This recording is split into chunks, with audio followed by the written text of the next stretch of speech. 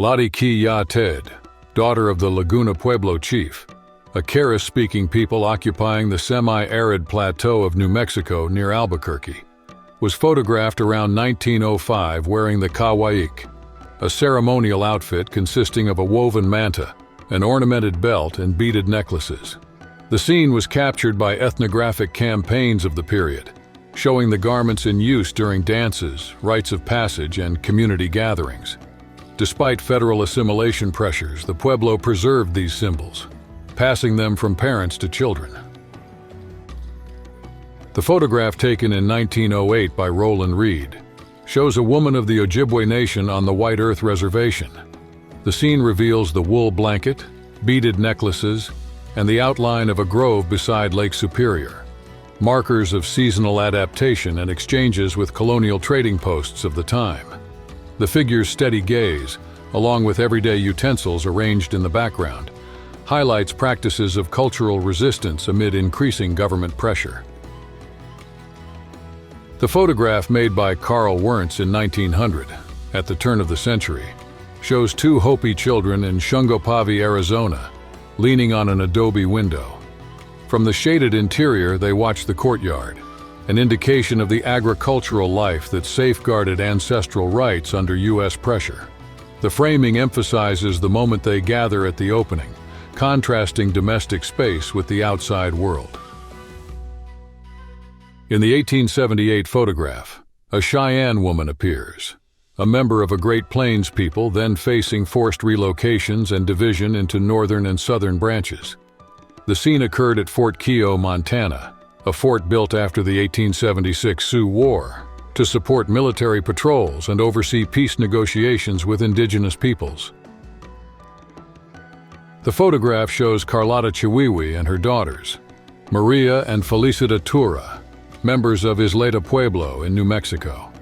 Taken in the early 20th century by photographer Poli, the scene suggests details of domestic work and indigenous attire of the period, already subject to assimilation policies. The visual set supports historical analysis of their means of subsistence and community rights. The photograph, taken by Frederick Monson around 1900, shows Hopi girls from the village of Sikomovi on Arizona's First Mesa. They stand side by side wearing ceremonial garments that indicate family status and rites of passage. The setting belongs to a moment when researchers and federal schools pressed for assimilation, making every visual trace of the cultural continuity maintained by the Hopi people precious. In the 1895 image, a young woman of Taos Pueblo in northern New Mexico is observed. The framing preserves a moment of daily life and suggests the adobe domestic environment, typical of the settlement that for centuries has occupied the banks of the Pueblo River. After the U.S. annexation of 1848, the people maintained language, rituals, and local exchanges, evidencing cultural continuity even under the political pressures of the decade when the railroad reached the valley. In the image, a young Kiowa woman photographed in 1892 can be seen. Her beaded, fringed, and shell-adorned clothing shows crafting techniques taught by elder women and symbolizes commercial exchanges across the plains. By holding the shawl close to her body and sustaining her gaze, she reveals a likely connection to an influential family. Behind her, a tent and mat are visible, marks of the seasonal camp and the routines surrounding healing rituals and collective authority. In the photograph taken in 1897, a Spokane woman is shown, part of a people who have lived for centuries along the Spokane River in northeastern Washington. Captured by Frank LaRoche for an ethnographic collection, the scene highlights the wool cloak with beads, winter leather boots, and in the background a pole cabin covered with skins used during seasonal moves. The ensemble illustrates the meeting of trade goods and native techniques, serving as a source for understanding cultural adjustments at the close of reservation policies. In 1904, a photograph documented a woman of the Pueblo people, possibly in a village in present-day New Mexico, associated with the spirit of corn. The scene emerged as ethnographers roamed the Southwest mapping post-colonial agricultural rituals. The woman's posture underscores the link between kinship, the plant cycle, and collective sustenance. Observing the image reveals the centrality of corn, guardian of memory, right, and community survival. At the beginning of the 20th century, Carl Everton Moon undertook the task of documenting North America's indigenous nations before Euro-American expansion altered their ways of life. For him, each plate would be living proof of ancestral culture in action. Patiently, Moon spent the following years traveling to remote reservations, recording languages, describing rituals, and capturing on film dances, garments, and landscapes, preserving details that would soon begin to disappear.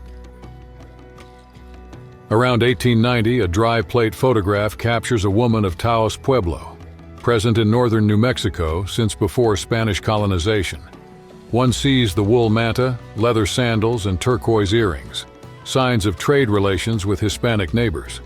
The scene before an adobe building indicates the feminine role in the people's life and preserves information about habits that resisted assimilation policies. In the late 1880s, as the United States was transformed by industrialization, westward expansion, and debates over indigenous rights, Marcia Pascal emerged. Her ancestry united maternal Cherokee blood with the military career of her father, Officer George Pascal. The scene suggests this dual legacy. Tribal adornment and uniform detail coexist, making Marcia's name a synthesis of the paths then redefining the country. In 1894, a Kiowa woman lived on the reservation imposed after the Red River War, under pressure from federal agents, missionaries, and merchants arriving by rail. Each contact exposed ceremonies, language, and clan alliances to norms of individual farming, Western dress, and schooling, creating tension in the village. Even so, she preserved myths, songs, and healing practices, watching closely how these changes affected her people.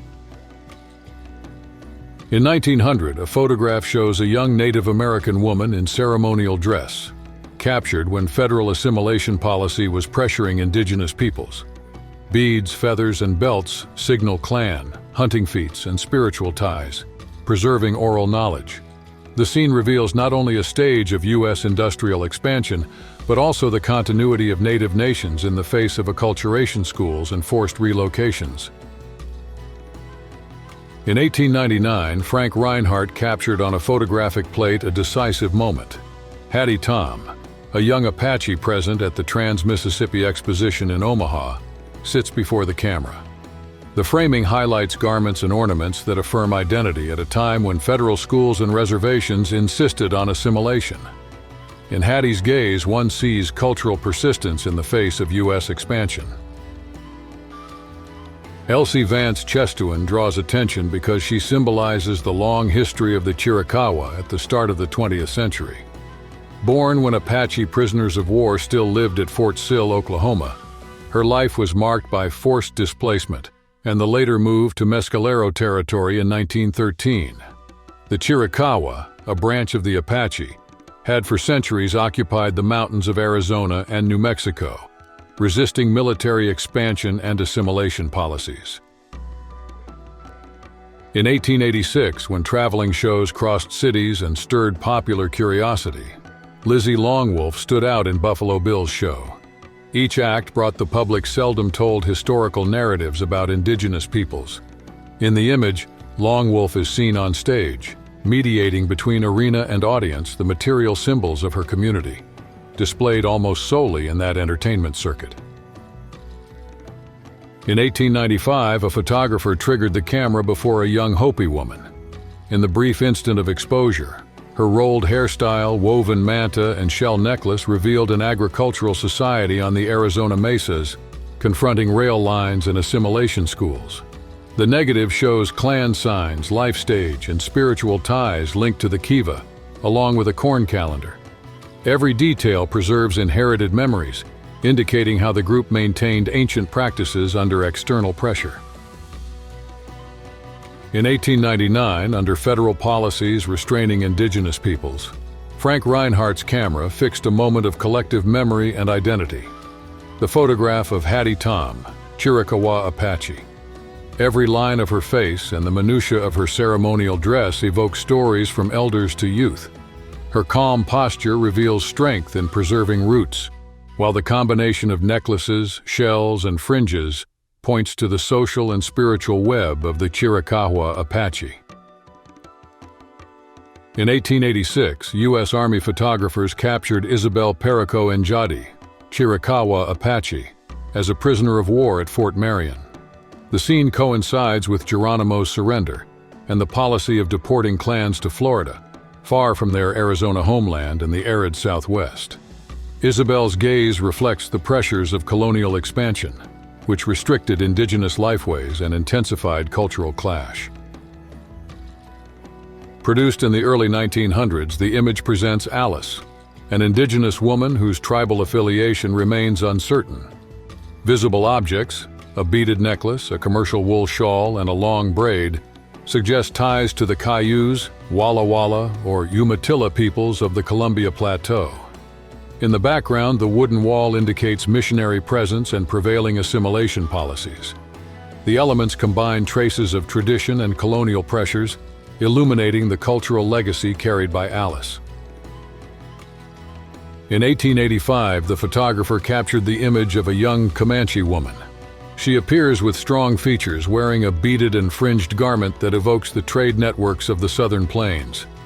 In the background, stretched hides and leather utensils signal hunting and healing tasks in her camp. Her gaze, perhaps of pride or curiosity, mirrors the changes as reservations replaced former hunting territories. Early 20th century. A photographer captured the moment when a young Hopi woman from Oraibi prepared for her wedding ceremony. The scene reveals symbols surrounding this passage, central to life in the villages of the Arizona Plateau. She wears ceremonial attire adorned with patterns that narrate ancestral myths and mark clan affiliation. Each piece signals reciprocal obligations between families and celebrates the Hopi people's connection to the harvest cycle and to those who came before. In the image captured in 1886, Julie Nelson wears a long skirt and bodice, attire common to middle-class Victorian women. The frontal pose chosen in the studio reflects the norm of displaying composure. Her steady gaze at the camera suggests curiosity and expectation, even though her inner world remains inaccessible to the viewer. In 1895, painter George A. Addison presented Amy and Carrie, Kiowa. At the turning point when South Carolina's coast was abandoning rice cultivation, the canvas depicts two African-American women, perhaps of Gullah culture, in silent dialogue with the island's marshes. Restrained gestures, filtered coastal light, and a low horizon draw the viewer closer to the social and environmental reality of that fin de siècle. In the 1880s, in territory now marked by the Fort Sill Reservation, young Comanche women took on central tasks for camp sustenance and field security. They gathered firewood, tanned hides, prepared food, and traded with nearby military posts, integrating the tribe into the commercial network created by American expansion.